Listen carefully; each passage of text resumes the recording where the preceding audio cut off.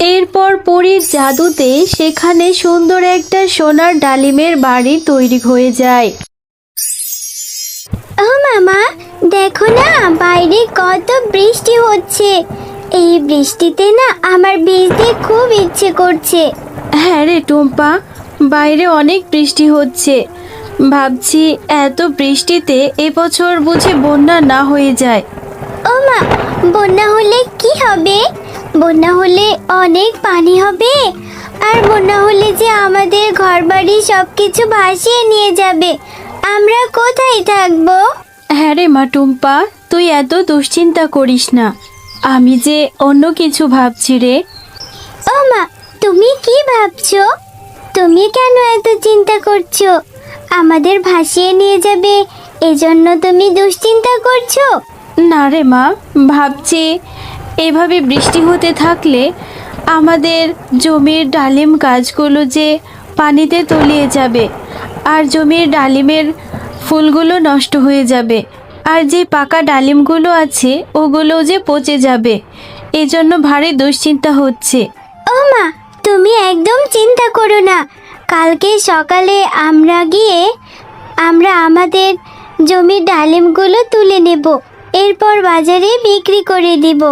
টুম্পা, বৃষ্টিটা একটু ধরেছে রে মা, আমি যাই ডালিমের জমিতে গিয়ে ডালিমগুলো তুলে নিয়ে আসি, এরপর বাজারে নিয়ে যাব। ও মা, তুমি একা একাই যাবে? আমাকেও তোমার সাথে নিয়ে যাও। অত অত ডালিম যে তুমি একা একা কি করে তুলবে? আমি তোমাকে কাজে সাহায্য করব। হ্যাঁ, তুই তো ছোট বাচ্চা, তুই আমাকে কি করে সাহায্য করবি? আচ্ছা ঠিক আছে, এত করে যেহেতু বলছিস, চল তাহলে আমার সাথে। ও মা, দেখেছো আমাদের জমির ডালিম গাছের নিচে কত পানি জমে আছে? মনে হয় আমাদের গাছগুলো পচে যাবে। হ্যাঁ রে টুম্পা, তাই তো দেখছি। এভাবে বৃষ্টি হতে থাকলে 2-1 দিনের মধ্যেই আমাদের ডালিম গাছগুলোতে পানি জমে গাছগুলো নষ্ট হয়ে যাবে, ফুল ঝরে আমাদের পাকা পাকা ডালিমগুলো পচে যাবে। ও মা, আর আমাদের এই ডালিমের যে ডালপালাগুলো থাকবে, এই ডালপালাগুলো দিয়ে আমরা সুন্দর একটা নৌকা বানিয়ে ফেলবো। তাহলে দেখবে আমরা আর বন্যার পানিতে ভিজবো না, আর আমাদের কোথাও যেতেও হবে না। হ্যাঁ রে টুম্পা, তুই তো ভালো কথাই বলেছিস। আচ্ছা ঠিক আছে, এই ডালিমগুলো বাজারে নিয়ে বিক্রি করব, আর যেই খোসা ও ডালপালাগুলো থাকবে সেগুলো দিয়ে সুন্দর একটা নৌকা বানিয়ে নেব। চল এখন তাড়াতাড়ি ডালিমগুলো তুলে বাজারে নিতে হবে। হ্যাঁ রে টুম্পা, অনেক দূরে তো চলে এলাম, তুই যা বাড়িতে চলে যা, তোকে বাজারে যেতে হবে না। আমি এই ডালিমগুলো নিয়ে বাজারে বিক্রি করি, আর যেই খোসাগুলো বেঁচে যাবে সেগুলো বাড়িতে নিয়ে আসব। তুই বাড়িতে গিয়ে নৌকা বানানোর জন্য সব কিছু তৈরি কর। বাড়িতে এসে 2 মা মেয়ে আমরা দুজনে মিলে তারপর নৌকাটি বানিয়ে ফেলবো। আচ্ছা আচ্ছা, ঠিক আছে মা, তুমি কোনো চিন্তা করো না। আমি এক্ষুনি বাড়িতে যাচ্ছি। যে ডালপালাগুলো আছে ওগুলো আর যা যা লাগবে আমি সব কিছু রেডি করে রাখছি। তুমি ডালিমগুলো বিক্রি করে তাড়াতাড়ি সাবধানে বাসায় ফিরে এসো।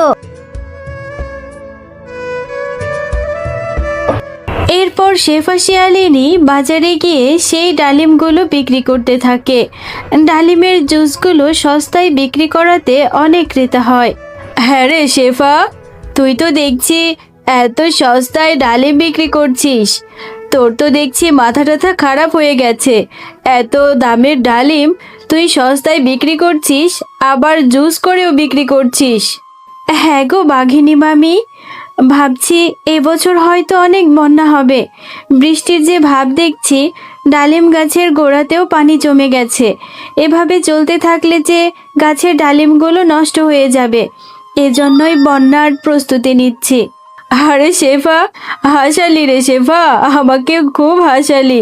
তোকে বন্যা হবে কে বলেছে? হ্যাঁ, তোর তো দেখছি মাথা মোটা, মাথায় কি কিচ্ছু নেই?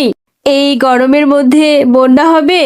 একটু বৃষ্টি দেখেছিস আর ভেবে নিলি বন্যা হয়ে যাবে। যাক, তোর মতো পাগলের সাথে আর কথা বাড়াতে চাই না। সস্তাতে যে ডালিমের জুস খেতে পারছি, এটাই তো কত। হ্যাঁ গো বাঘিনী মামি, আমি সস্তায় আমার জমির ডালিমগুলো বিক্রি করতে পারছি বলে গ্রামের অনেক পশুই কম দামে সস্তায় ডালিম খেতে পারছে, এটাও তো কত। হ্যাঁ রে শেফা, তুই বিক্রি করছিস তা করতে থাক, আর বেশি বেশি করে বন্যার প্রস্তুতি নিতে থাক। আমার তোর মতো পাগলের সাথে আর কথা বাড়াতে হবে না, আমি বাড়িতে চলে যাই। এরপর শেফা শিয়ালিনী তার সমস্ত ডালিমগুলো বাজারে বিক্রি করে যেই খোসাগুলো বেঁচে যায়, খোসাগুলো নিয়ে বাড়িতে ফিরে।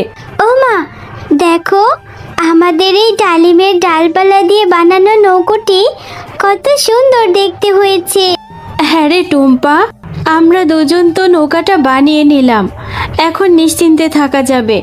যদি বন্যা হয়ে যায় তাহলে আমরা এই নৌকাতে চড়ে কোনো একটা নির্জন জায়গায় আশ্রয় নিতে পারবো। আর আল্লাহ যদি বন্যা না দেয় তাহলে তো আর কিছু করার নেই, ভালোই হবে। বাকি যে ডালিম গাছগুলো আছে ওগুলোর পরিচর্যা করে আবার আমাদের ডালিম গাছগুলো বেঁচে যাবে। ও মা, আমার যে খুব ভয় লাগছে। দেখো না মা, বাইরে কত কত ঝড় বৃষ্টি হচ্ছে। এই ঝড় বৃষ্টিতে আমরা বুঝি এখনই উড়ে চলে যাব, আমাদের ঘরবাড়ি সহ উড়িয়ে নিয়ে যাবে। বাইরে অনেক পানিও জমে গেছে। হ্যাঁ রে ববি, তাই তো দেখছি। শেফা শিয়ালিনী তাহলে আমাকে ঠিক কথাই বলেছিল। শেফা শিয়ালিনী তো বন্যার আগে থেকেই প্রস্তুতি নিচ্ছে, আমি তো কোনো কিছুই করলাম না। আমি ভাবছি শেফা শিয়ালিনী বলেছিল ওনাকে একটা নৌকো বানাবে। আমাদের এই বন্যা থেকে বাঁচতে হলে ওর ওই নৌকাটি আমি গিয়ে চুরি করে নিয়ে আসবো। ও মা, তুমি এটা কি বলছো? টুম্পাদের নৌকো চুরি করবে? চুরি করা যে ভালো কাজ না মা। আরে তুই ছোট বাচ্চা, তোর এত বুঝতে হবে না, আমি যেটা করার করে নেব। এই তো দেখছি শেফা শিয়ালিনীর নৌকোটি উঠোনের সামনে বেঁধে রেখেছে। এই নৌকোটি নিয়ে এখন আমি চলে যাই। এরপর বাঘিনী বেঁধে রাখা সেই নৌকোটি নিয়ে বাড়িতে চলে যায়। ও মামা, দেখো না কত কত পানি হয়েছে। মা, আমাদের সেই নৌকোটি তো দেখতে পাচ্ছি না। হ্যাঁ রে টুম্পা, তাই তো ভাবছি নৌকোটি যে আমি খুব ভালো করেই বেঁধে রেখেছিলাম, কিন্তু নৌকোটি কিভাবে ভেসে চলে গেল? ও মা, আমার মনে হচ্ছে নৌকোটি ভেসে ভেসে যায়নি। নৌকোটি যে আমরা খুব ভালো করে বেঁধেছি। মনে হয় আমাদের কোনো প্রতিবেশী নৌকোটি রাতের অন্ধকারে চুরি করে নিয়ে গেছে। হ্যাঁ টুম্পা, হতে পারে। এখন যে তোকে নিয়ে আমি কি করব, পানি যে বেড়েই যাচ্ছে। ও মা, তুমি একদম চিন্তা করো না, নিশ্চয় আল্লাহ একটা ব্যবস্থা করে দেবে। মা, ওই যে দেখো দেখো, ওদিক দিয়ে কত সুন্দর একটা নৌকো ভেসে আসছে। হ্যাঁ রে টুম্পা, তাই তো দেখছি নৌকোটা যে বেশ সুন্দর। নিশ্চয়ই আল্লাহ আমাদেরকে সাহায্য করেছে। চল, এই নৌকোটা নিয়ে আমরা কোনো একটা নির্জন জায়গার ব্যবস্থা করি। কোনো একটা দ্বীপ পেলে সেখানে গিয়ে উঠব। এরপর শেফা শিয়ালিনী তার মেয়েকে নিয়ে সেই নৌকোতে উঠে চলে যায় ভাসতে ভাসতে। এরপর তারা একটা দ্বীপের কাছে যেতে থাকে। অনেক কষ্ট করে এই দ্বীপের খোঁজটা পেলাম। এই দ্বীপে উঠে বেশ শান্তি লাগছে। নৌকোটা এখানে বেঁধে চল আমরা একটা নিরাপদ আশ্রয় খুঁজে নিই। হ্যাঁ মা, আমি যে আর থাকতে পারছি না, আমার ভীষণ খিদে পেয়েছে। তুমি আমাকে একটু খাবারের ব্যবস্থা করে দিবে? হ্যাঁ রে টুম্পা, চল গিয়ে জঙ্গলে কোনো ফলমূল পেলে তোকে পেড়ে দিব, এরপর খেয়ে নিবি। ও মা, মা, ওই যে দেখো ওদিকটাতে একটা পরী দেখা যাচ্ছে। দুষ্টু তান্ত্রিক, তুই যাই করিস না কেন, আমার এই জাদুর লাঠি তুই কখনোই পাবি না। ও মা, চলো আমরা ওই পরীটাকে সাহায্য করি। হ্যাঁ রে টুম্পা, ওখানে তুই গেলে বিপদ হতে পারে। আমি একাই যাচ্ছি, তুই এখানে থাক, কোথাও যাবি না কিন্তু।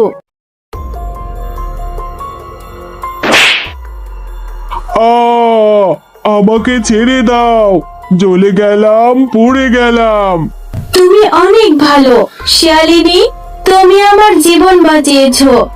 কিন্তু এই নির্জন দ্বীপে তো কোনো পশু বা মানুষ কেউই আসে না, তুমি এখানে কি করছো?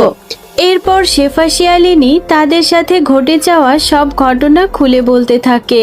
ও আচ্ছা, বুঝতে পেরেছি। তুমি তোমার এই ছোট বাচ্চাটিকে নিয়ে যাতে নিরাপদে থাকতে পারো, আমি সেই ব্যবস্থাই করে দিচ্ছি। এই নাও, আমি তোমাদের এই সোনার জাদুর ডালিম বাড়িটি দিয়ে দিচ্ছি। এই সোনার জাদুর ডালিম বাড়ির মধ্যে তোমরা তোমাদের প্রয়োজনীয় সবকিছু পেয়ে যাবে। তোমাকে অনেক ধন্যবাদ পরি, তুমি খুব ভালো। আমার মেয়েটাকে নিয়ে আমি যে একটু আশ্রয় পেয়েছি, এটাই অনেক।